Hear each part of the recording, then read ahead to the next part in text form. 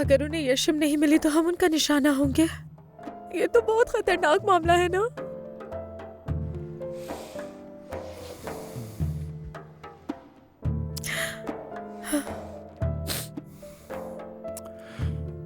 मैं तुम सबकी हिफाजत करूंगा लैला।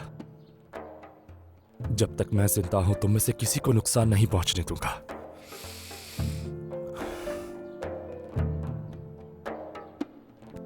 ये बात कभी मत भूलना। मुझ पर भरोसा रखो, ठीक है?